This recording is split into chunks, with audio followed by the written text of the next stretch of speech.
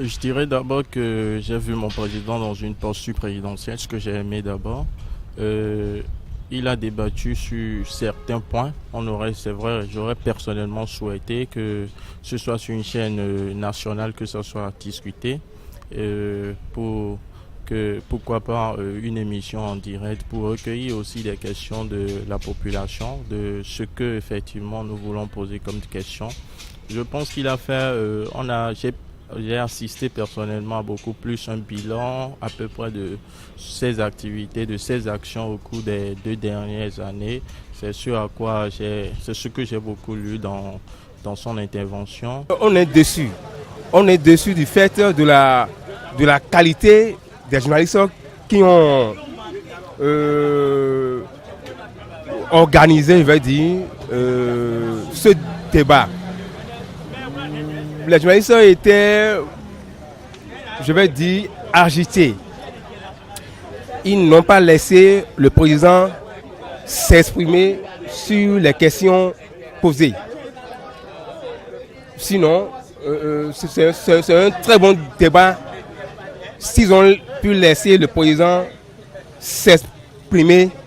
Non, vraiment, le président vraiment va développer beaucoup de questions ou beaucoup de réponses sur sa politique de gestion. Dans le fond, moi, j'attendais plus notre chef d'État sur des questions, des crises actuelles concernant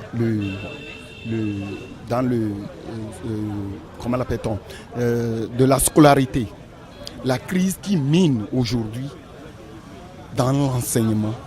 Moi, je m'attendais à lui d'aborder cette question-là pour qu'on puisse savoir le sort de nos enfants qui sont en train de se balader dans les voies.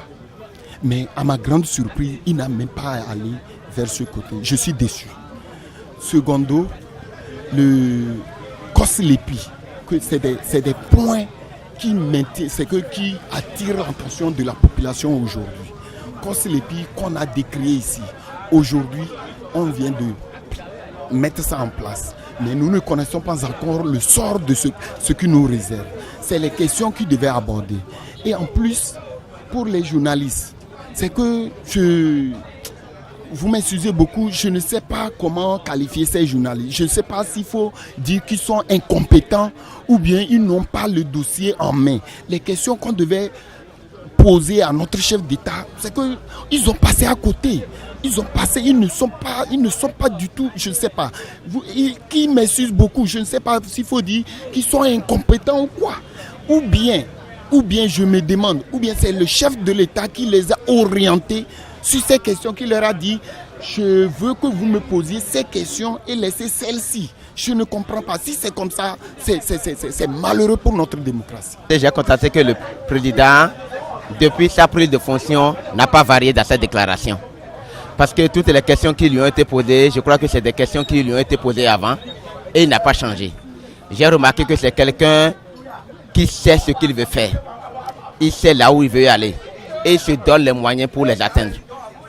Voilà, c'est ce que je peux dire.